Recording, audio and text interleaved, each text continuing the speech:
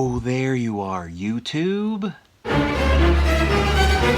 Hey, so Tim Talks Talkies is basically creating a community list of the top 90s films and asked everybody to basically make their top 25 90s movies. And I was trying to make this list and it was very difficult. I had to create all sorts of wacky, wonky rules to narrow it down because I felt it just kind of seemed like an impossible task.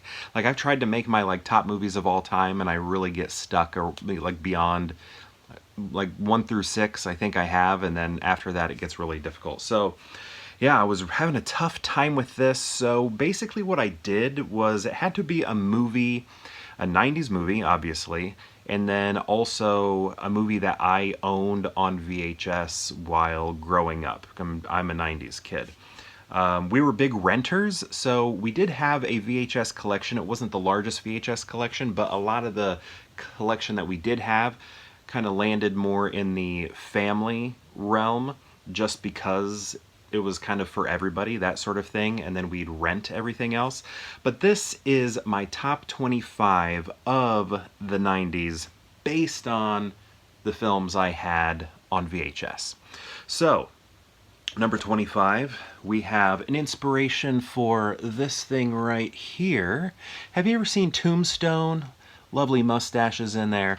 All sorts of mustaches. Oh my goodness, we got Bill Paxton mustache, we got Kurt Russell, we got Val Kilmer, man oh man, and where is he? Sam Elliott himself, the mustache right there. All those mustaches paved the way. I'm standing on the shoulders of these giants right here. But yeah, this is number 25 right here. Next we have 24, and that is Batman Forever. You may be like, wait, Batman Forever? What about like Batman Returns? Obviously the first one's 89, but Batman Returns, why isn't that on? Why isn't that on here? Maybe it's further up the line. Or I loved watching the 60s Batman and Robin show on reruns and loved hearing my dad talk about it and stuff like that. So when Robin was introduced, I just thought that was great. Plus, funniest man on earth, Jim Carrey's in this movie. And, you know, I thought Val Kilmer was pretty good. Not Michael Keaton, but I had this one on VHS. I didn't have the other two on VHS, oddly. The Neighbors did. I watched it at the Neighbors, but I didn't have it. So, but yeah, this movie meant a lot to me. I really bought into the merchandise. I had all sorts of Robin stuff. I thought Chris O'Donnell was like the coolest dude ever. At this time, Jim Carrey was the coolest dude ever. So, 24 is Batman Forever. Oh, and you know what? My parents are divorced. This is one of the few movies I had at both houses. So I have 2 copies. All right. Next we have 23, and that is The Big Lebowski. I remember going to see this in the theater with my buddies, and actually I started collecting movie tickets, saving my movie tickets, I should say. Like, you know, been going to movies forever, but the oldest movie ticket I have is either this or the Mr. Bean movie. Kind of saw them around the same time and saved those tickets. So the oldest movie ticket that I still have is this one. But yeah, me and my buddies went to go see this when we were in junior high and fell in love with it. We thought it was so funny. We sort of like said who was who. You know, it was me and 2 other friends. So one of them was like, I'm the dude, and me, they all designated that I was Donnie. And then one of my other friends was Walter, who's still kind of like Walter today. But yeah, loved this movie. And it's funny because, like, I didn't notice all the swearing in it until I watched it with my mom, and then I was kind of like, oh, wow, there's a lot of swearing in this. Isn't that funny when you watch a movie and you're used to it and you don't, like, nothing really stops you in your tracks as you're watching it, but if you watch it with, like, a parent or a grandparent, you're kind of like, what are they going to say? I mean, she didn't say anything, but you know, you notice it. You start to notice it. Okay, next we have 22, which is Robin Hood, Prince of Thieves. Love the song in this. Who was that? Bryan Adams or something like that? Everything I Do it for you. I just love this movie. My sister did not like this movie, so this movie got a little extra play because I knew my sister didn't like it. Like when the witch like spits in that frying pan or whatever, and then like pours some blood in it and then stirs it with her super long fingernail, like that just really grossed my sister out. She did not like that part at all, and she always hated when I put this movie in to watch it. But I loved it. I loved it so much. I think Christian Slater is so awesome in it. Morgan Freeman is so good in it. It's just a oh my goodness, oh my gosh, look who it is. Yeah, it's just like, I don't know. I like it. I love it a lot. It's my favorite Robin Hood movie, and I've seen a lot of them. All right, next we have 21, which is Quick Change. I feel like I said that really loud. My kids are asleep. Don't want to wake them up. But Quick Change. This is a Bill Murray movie, and Bill Murray actually directed this movie. This movie's been getting a lot of airtime now. Airtime, that's probably not the right word. Discussion, talk now with Bill Murray's sort of on-set behavior towards Gina Davis was not great. But I think this movie's funny. You'll see Tony Shalhoub in it, a young Tony Shalhoub. Randy Quaid, though, I mean, he almost steals the show. And I love this movie. Grew up on it. And this was actually, I think, my first movie. Yeah, this is the first movie I ever bought secondhand. Everything else in my collection was new, but we bought this from Blockbuster back in the day. Look at that. Old school. Wow. Yeah. So, and this actually came out in 1990, which I know is technically the 80s. Like, if you look at numbers, like 1990 is the 10th year of the 80s. But nobody really thinks about it that way, right? We all know 1990 is the start of the 90s. But yeah, Quick Change is great. Not a lot of people talk about it. Check it out. It's a heist movie. Quick Change. You're getting some money fast, right? Okay, so next we are on to number 20, with his D2, The Mighty Ducks. It really hurt to not have the first Mighty Ducks. It hurt really bad not to have D3 on this list, but D2 is probably the one I watch the most. It's the most circus-like. You have such a wide, vast group of kids that all have special talents, and those special talents were really funny, where in the first movie it's just sort of none of them have any sort of talent, and except for Banksy, you know, when he is added to the team. He doesn't have a special talent, he's just good, right? But here people have like a specific special talent, and it was just so much fun to watch as a kid. And yeah, it's good. I like it. I like it a lot. Okay, so after Mighty Ducks, number 19 is Independence Day, ID4. Oh my gosh, what happened to this? So my basement flooded, and all the movies that were on the lower shelf, oh, got a little ruined. Oh no. Oh gosh. Poor film. Oh, I think I still have the lenticular somewhere. Oh my gosh, that's hurting me to look at. I mean, this was huge. This was an amazing movie. Will Smith at the top of his game. We have that epic speech, special effects like we'd never seen before, miniature models just blowing up in our faces. It was great. It was fantastic. I still like it to this day. Still watch it on every 4th of July. Do you? Even after the slap, still watched it. Okay, so now we are on to, I've lost my count, we are on to 18, which is The Mask, a Jim Carrey film. My dog, rest in peace, chewed on this. I was so mad at her. Her name was Baby. She's long gone now, but I remember her chewing on that. Actually, that memory just hit me, like as I was holding it up and I saw this. I remembered Baby chewing on that. Oh, I love animals. So much I don't want any. So Jim Carrey, so good in this, and why I feel like this is a great one for this list is because Jim Carrey is sort of considered the living cartoon, right? And in this movie, that's very much what happens. So it just feels very appropriate. if there's going to be any Jim Carrey representation, which we already had with Batman Forever, this movie be it. I mean, Ace Ventura is great. All of his 94 movies, right, are out of this world. But this one, I feel like, just shows what he's capable of. I know a lot of it is under a mask and through animation, but when we think of what Jim Carrey is, the living cartoon, this is a good representation of that. I need to keep track of my numbers. I'm not doing a good job of that. Okay, so that was 18. So now we're on to 17. This one hurt because I only picked one movie from this franchise, and I picked the original Teenage Mutant Ninja Turtles.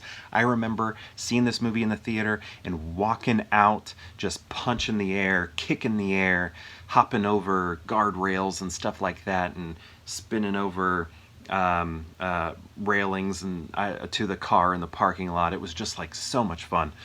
I love this movie so much. I love the second one too, and as a kid I probably ultimately watched the second one more, but as I'm older I've come to appreciate this one more. Plus 2 does not have Corey Feldman doing the voice. He was having some issues, so he was not in that film. He did come back for the third one. The third one I would watch a lot because I felt bad for it. You ever have have empathy for an inanimate object, like it's not getting enough play, like you're not watching it enough, so you give it an extra viewing? That's how I was with 3. But 2 I watched all the time, but now it's just a little too silly, a little too kiddie. And this one, I mean, they swear in it. Plus Casey Jones is off the charts awesome. It's just good. I love it. I mean, and plus look at this. This is great. Do you remember the previews on here? I look up above and a baseball falls into my glove. I play. You know, it's the Pizza Hut making it great commercial. Right in front of here. You all know what I'm singing. Okay. Next we have The Sixth Sense. You know, this movie was in the theater and somehow nobody spoiled it for me until I didn't see this in the theater. I saw it on VHS, and somehow nobody spoiled it for me. But what I love about this piece of physical media here is after the credits they have, because DVD was around by this point with special features, but after the credits they play some special features, and I just thought that was cool. That was kind of my gateway into DVD through this because of the special features that were at the end. But yeah, fantastic movie, and yeah, I just appreciate everything Shyamalan did in it. Very good. One of the best of '99. Next we have, this one feels a little weird. The Sixth Sense, what number was that? The Sixth Sense was, why can't I find it here? The Sixth Sense was 16. It's kind of cute. 15 I feel weird about because it's a movie about the 80s, but it's a 90s look at the 80s. Kind of like how Mad Men is, sure, it's about the 60s, but it was a contemporary look at the 60s, an evaluation of the 60s and the unequal opportunity that was going on, you know, and that's kind of what this is. It's the 90s looking back, except for in extremely comedic form and everything. But I love it. I think it's great. Probably my favorite Adam Sandler movie. It's the right balance between heart. It's the right balance between heart, humor, all of that. It's perfect. It's a romantic comedy and kind of heavy comedy, you know, where you have others that kind of straddle the line pretty tightly. This one goes pretty wide, which I think is great, that it's able to do that and still be successful and not overly silly or anything like that. Except for maybe the part where, do you like Flock of Seagulls? No, but I can see you do. But I mean, not that I don't like that part, but love this movie too. Okay, so that was 15, which brings us to 14, which is Armageddon. Eat your heart out, Deep Impact. You're not my disaster movie of the 90s. No, Armageddon is my disaster movie of the 90s. I love this movie. I love everything The build-up is so good. The gathering of the crew is so good. Some of the space stuff lags a little bit, but then the end, when we get that super emotional part and everybody's crying, plus Aerosmith, I Don't Want to Miss a Thing, is fantastic. Just a great movie. Michael Bay knocks it out of the park. This is probably my favorite Michael Bay movie by far. Yeah, Leaving on a Jet Plane. Okay, next. We are to number 13. This is number 13. Number 13 goes to City Slickers. You know, Jack Palance won Best Supporting Actor for this, for his role of Curly. I love this movie. I do not like the sequel. The sequel is really bad in my opinion, but this first one is great, and I feel like I'm getting closer to feeling like these guys in a midlife crisis. Maybe I'm already there. I don't know. But yeah, it's, you know, some city slickers who hit up a ranch and drive some cattle from point A to point B and try to rough it a little bit, and they're doing so with a real life living cowboy and Jack Palance, and comedy happens and drama happens. I mean, and some exciting scary moments too if you love animals. City Slickers, great movie. One of my favorites. One of my favorites. Clearly, it's on this list. Next, we have 12. Titanic. Look at that. Look at this brick. Look at that. Two tapes. Two tapes. Two tapes. You know, I wonder if we were to put in the first tape and press play, I wonder where it would play from. That's all I need to say about Titanic. Okay, so number 11. Number 11 is, got to get some Pauly Shore representation, and I'm going to do so with SonInLaw. SonInLaw is great. I love Pauly Shore. He was a fashion icon to me. He was the coolest guy in the world to me.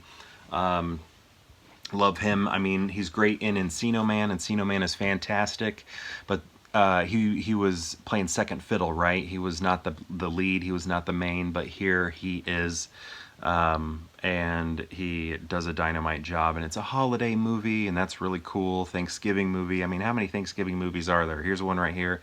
And if it's not part of your tradition, along with Planes, Trains, and Automobiles, it probably should be. Great movie. And I don't know. I could probably quote this one from beginning to end. Nearly. I could do a great job anyway. Like, you put the movie on mute, I could fill in. I could dub it all. Okay. So SonInLaw was number 11, and number 10 is going to be Sandlot, Sandlot, Sandlot. The Sandlot. This is probably one of the most watched movies from my collection. Our list of movies here, it's up there for one of the most watched, which is weird because, like, I wasn't an athlete or anything. I mean, I guess I played soccer, so, but I don't know, I never saw myself as like a traditional athlete because I wasn't serious about it, you know. I just like played around mostly, but and it's not like the traditional sport here in the U.S., you know, where baseball and football, if you played those, you were like a true athlete, I guess, or track and field and cross country. I always felt like those were real sports, where soccer, I don't know. I just mostly had fun there. It wasn't like, I don't know, I wasn't trying to be an athlete, I guess. But here, love this movie. Again, we have a nice group of characters that have, I guess maybe not different abilities, but very different personalities, and each one is very fun, very exciting, and makes for a good movie. Makes for a good movie. Though, I don't know, like, once they start getting into the pickle with the beast and everything, then it just sort of, I mean, the running is fun, but I don't know. It was just like, it's a nice movie when you're just like watching them all play baseball and stuff, and then it's like, oh, okay, we have to have this conflict, and it's a dog. I don't know. I'd just rather watch them play baseball. Okay, so Sandlot was number 10. Now let's get to number 9. Home Alone 2. Again, another one that looks like it might have been messed up in the flood. I wonder if it would still play. I should test it out. I really hope so. I really hope so. I hope I didn't damage these. These are my real babies, my family, my brothers and sisters, along with my real brother and sister. But they were there through thick and thin, these films. Macaulay Culkin was there. We must loan this out to somebody because somebody wrote Brenda's Kids on here, which would be like me and my sister. So we must have lent it to someone and they wrote that on there so that they'd remember to give it back. Anyway, yeah, there's always that question, which one is better? Home Alone 1, Home Alone 2. They're almost the exact same movie, except for one is in a home and one is in the giant city of New York. But, you know, I love them both, but New York at Christmas is wonderful to look at. But it only hits number 9. Number 8 is You Can't Beat a Classic. You can't beat the original. Home Alone, Chicago, Suburbs, also can't be beat during Christmas time. Absolutely fantastic, wonderful movie. I remember seeing these, both of them in theaters, and I don't know, it was just like, you know, you're the perfect age. You're the same age as the kid. I guess he's a little older than me, but it was a great time in the theater watching these. It was like it was made exactly for me. And Joe Pesci, Daniel Stern, great work. Doing great work. So that put us at, okay, right. That put us at number 8. Number 7, we have Apollo 13. I know it's about the 60s. I know. Or actually, this would have been the 70s. Yeah. But, right, 1960. Yeah, 70s. So, yeah, right. Okay, sorry. I was doing a little math, but it should have been obvious because we landed on the moon in 69. Okay, so Apollo 13, Tom Hanks is my favorite actor, and I don't know, I love this movie, I love the ensemble. I think Ron Howard did a great job with this. We all know they're going to end up safe, and I've seen this movie so many times, but it's still, as you're watching, you're still like, you know, feeling tense for him and everything. It's a great movie. I love everybody in the control center or whatever. Houston, all those guys trying to get him home safe is absolutely wonderful. Just a great, fantastic movie. Look at that. Tom Hanks, Kevin Bacon, Bill Paxton, Gary Sinise, Ed Harris. So good. All right, so that was number 7. Number 6, we have Homeward Bound. I guess this is probably where my love of animals maybe started or something. I don't know. Like, this movie I really have a tough time even watching today. I just get too emotional during it, and I don't know. I'm going to try and not talk about it too much because I was talking about this not that long ago. I can't remember what it was, but I was like crying through it. I was like ranking, I was ranking Disney movies, and I got pulled to Homeward Bound, and I just like couldn't stop myself from crying because I was just thinking about the end, you know, with Shadow and everything. But great movie. I remember seeing this in the theater. I remember it so well because my mom's best friend was moving away. My mom's best friend at the time was moving away, and we packed her up, we filled her car, and she was about ready to leave, and we were like, we're gonna go see Homeward Bound, and my mom was like, you want to come? And then my mom's friend was like, I'm moving away. I gotta hit the road. But anyway, Homeward Bound, love it. So good. Okay, so that was number 6. Number 5 goes to The Lion King. The Disney Renaissance is fantastic. I was the perfect age for those movies. Like Little Mermaid came out when I was like, you know, probably 89. It was probably, you know, 5 or 6. 5. I think I was 5 when that movie came out. So, I don't know, it was just a good time to catch all of these movies that were coming out during that time. And this one is so good. Great music, Elton John. We all know we love it. And then we move on to number 4, which is Aladdin. And Aladdin here, this is the one that I probably bought into the most. What I mean by that is I had probably the most merchandise for when it comes to the Disney Renaissance films. I had a stuffed genie that came in this little plastic lamp. I had a stuffed Abu. I had, well, my sister had a Raja. I think my sister had a Jasmine doll. What else did we have? We had like keychains with characters on them and stuff like that. It was just, I don't know. We bought a lot of that stuff. And now we're at number 3. Oh my goodness. Number 3 is going to be Beauty and the Beast. Now this one is really cool. I mean, one, I just think it's a really good story, well made, classic fairy tale, all of that. Like princess story style. And what's really awesome about this is the very first animated film to be nominated for Best Picture, and it's still to this day the only one to be nominated in a field of 5. So let's say that Oscars stuck with the 5 Best Picture nominees. I'm guessing it's possible. Most likely this would still be the only animated film nominated for Best Picture, which I think is very cool, very awesome for this movie. Not only that, it was the first movie to be nominated for Best Picture, a Disney movie, since, I think, what would that have been? Mary Poppins, I think. So, yeah, it's great, wonderful music.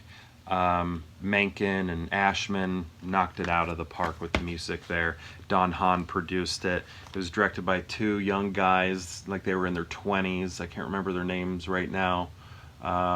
But great film. Which brings us to number 2, and I'm thinking, I couldn't find my VHS of this, but I'm guessing it's still at my dad's house, because I didn't grab all of my VHSs from my dad's, because, you know, they still had some that they were wanting to watch and everything. But I wore an appropriate t-shirt, so here, number 2 is Jurassic Park. That's number 2, and that was directed by this guy right here, Steven Spielberg. Second best 90s movie ever made. Second best 90s movie ever made. We know everything about it, right? We know that it had the best special effects ever that still hold up today. Sometimes they not just hold up today, but they're better than today. A lot of times they're better than today, which is absolutely wild that that's the case. But it's just a great story, great adventure. I love that there were liberties taken that don't make sense, some artistic liberties like that cliff that just appears out of nowhere. I know the script supervisor or whatever, continuity officer, whatever it's called, was like, hey, Steven, there was no cliff here, now there's a cliff. And he's like, I don't care. We're making a fun movie. There's a cliff there now. And it's like, all right, you're the director. Let's go. So that's number 2. Jurassic Park is number 2, directed by Steven Spielberg. And number one, still wearing an appropriate Steven Spielberg hat here, because number 1 is Hook.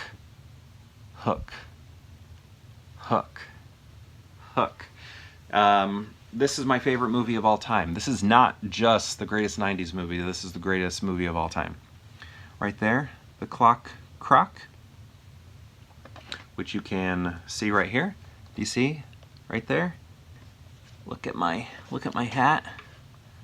This and that, it's the same thing. This is an enamel pin. This is the croc on a VHS cover art right there. Do you see it? Do you see the similarities? Man, I don't know. I just love this movie so much. The first time I remember learning that movies were long to some people had a problem with the length of movies, was this film. I was over at my friend's house, and he was like, we should watch a movie. What should we watch? And then I'm looking through his VHS collection, and I was like, let's watch Hook. And he's like, that movie's over 2 hours long. I was like, that doesn't mean anything to me. I don't care. What? I like the movie. He was thinking about time, and I had no concept of time. Time did not make sense to me in this period of my life. Probably still doesn't too much today. But Hook, greatest film of the 90s and of all time. I love The Lost Boys. I love Peter Pan. Oddly, the film is titled Hook, but he's probably who I think of the least. I'm sure a lot of people think that this was inspired by Captain Hook, Dustin Hoffman as Captain Hook, but that's not really the case. When I watch this movie, I really am in it for Robin Williams and The Lost Boys.